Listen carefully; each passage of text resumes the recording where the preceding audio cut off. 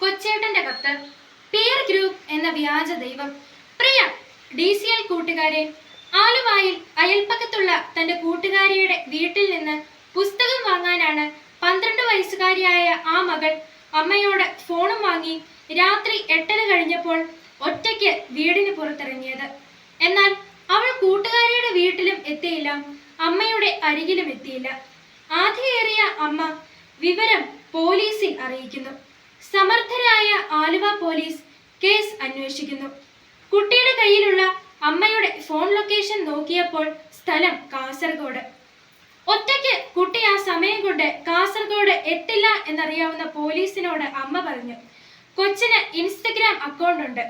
12 വയസ്സുകാരിയുടെ Instagram പരിശോധിച്ച police ഞെട്ടി.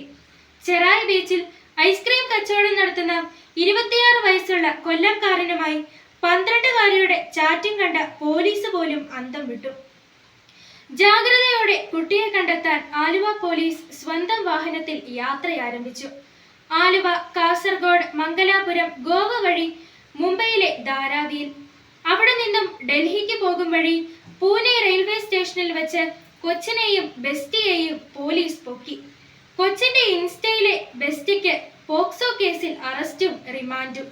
ബാലതലമുറയുടെ സുരക്ഷിതത്വത്തെപ്പറ്റി സുബോധത്തോടെ ചിന്തിക്കുന്ന പല വിദേശ രാജ്യങ്ങളും 16 വയസ്സിന് താഴെയുള്ള കുട്ടികൾക്ക് സോഷ്യൽ മീഡിയ നിരോധിച്ചു കഴിഞ്ഞു. Australia, Brazil, UK, Indonesia, Malaysia തുടങ്ങിയ രാജ്യങ്ങൾ 2025 മുതൽ കുട്ടികളുടെ ഓൺലൈൻ ഉപയോഗം, സ്ക്രീൻ ടൈം, സോഷ്യൽ മീഡിയ അക്കൗണ്ടുകൾ എന്നിവ പരിശോധിക്കുകയും നിരോധിക്കുകയും ചെയ്തു കഴിഞ്ഞു. ആ രാജ്യങ്ങളെല്ലാം ബുദ്ധിവികാസം പ്രാപിക്കാത്തവരാണോ? ശാസ്ത്രീയ പുരോഗതിയെ അംഗീകരിക്കാത്തവരാണോ?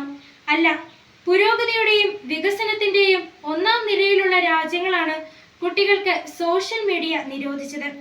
പ്രിയ കൂട്ടുകാരെ, ഈ അടുത്ത കാലത്തെ ചില കൂട്ടുകാരുടെ സ്വഭാവവും പെരുമാറ്റവും മാതാപിതാക്കളെയും മുതിർന്നവരെയും ഏറെ ആകുലചിത്തരാക്കുന്നുണ്ട്.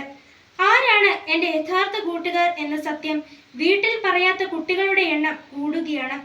പല കുട്ടികൾക്കും അവരുടെ പെരുമാറ്റത്തെയും ശീലങ്ങളെയും തീരുമാനങ്ങളെയും സ്വാധീനിക്കുന്നത് അവരുടെ മാതാപിതാക്കളല്ല, മതബോധം പകരുന്ന ധാർമ്മികതയല്ല, പകരം അവരുടെ പിയർ ഗ്രൂപ്പാണ്. സമപ്രായക്കാരായ കൂട്ടുകാരാണ് പല കുട്ടികളുടെയും ദൈവങ്ങൾ. മുമ്പ് മാതാപിതാക്കൾ പറയുന്നത് ദൈവം പറയുന്ന പോലെ മക്കൾ കേട്ടിരുന്നു. ഇന്ന് പിയർ ഗ്രൂപ്പാണ് പലരുടെയും ദൈവം. സോഷ്യൽ മീഡിയയാണ് ദൈവം. ഇതുവരെ കാണാത്ത വെറും മോഹവാക്കുകൾ മാത്രം ഇൻസ്റ്റയിൽ കുറിക്കുന്ന അജ്ഞാതനായ സുഹൃത്താണ് ദൈവം. മക്കളെ, കൺമുന്നിൽ കാണുന്ന മാതാപിതാക്കളെയും സഹോദരങ്ങളെയും ഗുരുഭൂതരെയും അവഗണിച്ച് മറഞ്ഞിരിക്കുന്ന വ്യാജ സ്നേഹിതരെ വിശ്വസിച്ചാൽ മക്കൾക്ക് വഴിതെറ്റുമെന്ന് തീർച്ച. ചെറുപ്പം തന്നെയാണ് മക്കളെ. ചെറുപ്പം ഒരിക്കലും വലിപ്പമാകില്ല. മാതാപിതാക്കൾ നിങ്ങളെ നിങ്ങൾ ആഗ്രഹിക്കുന്ന പോലെ വളർത്തണോ, അതോ നിങ്ങളുടെ നന്മയ്ക്കായി വളർത്തണോ? അവരുടെ ജീവിത പാഠങ്ങൾക്ക് ഒരു വിലയുമില്ലേ?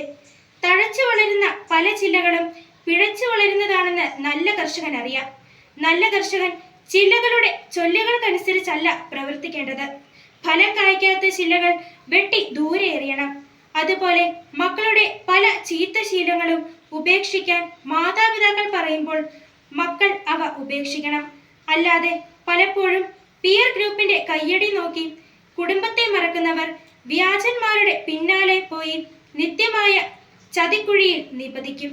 കൂട്ടുകാർക്ക് ശരിയായ വഴിയിൽ വളരാനും കുടുംബത്തിന്റെ ഐശ്വര്യമാകാനും ഇടവരട്ടെ. സ്നേഹാശംസകളോടെ സ്വന്തം കൊച്ചേട്ടൻ.